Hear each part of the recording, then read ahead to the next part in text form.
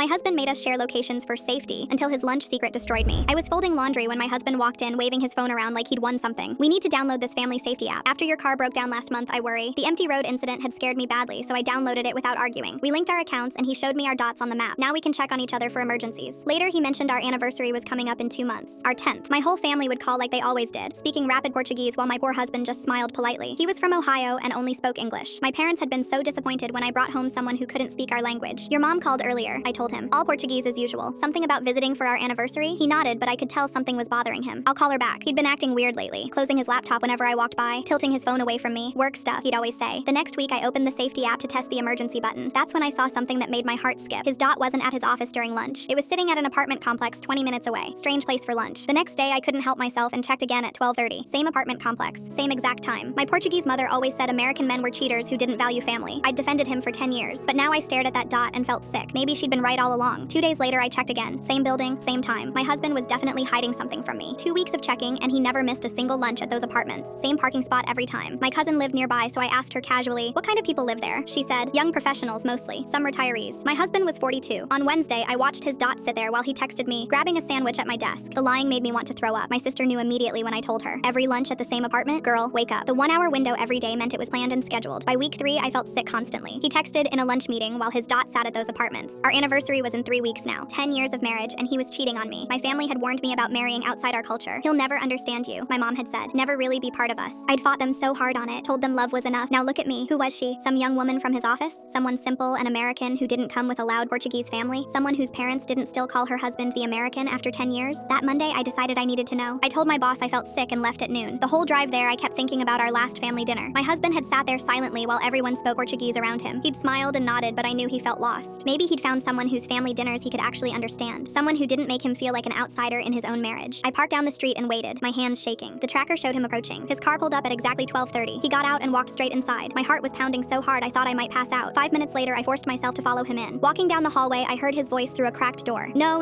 try it again. Remember what we practiced. A woman's voice responded and my blood ran cold. She was speaking Portuguese, my language. Perfect. That's so much better than last week, he said cheerfully. He'd found a Portuguese woman, someone who fit in where he never could. I pushed the door open. I froze completely. An elderly woman about 70 sat at a table covered in Portuguese workbooks. My husband's face went white when he saw me standing there. The woman looked between us, confused. You our wife? She asked warmly in accented English. He told me you don't know he comes here. My husband finally found his voice. I've been learning Portuguese, he said quietly, to finally tell your parents in their language that I'm grateful for raising you and taking me in.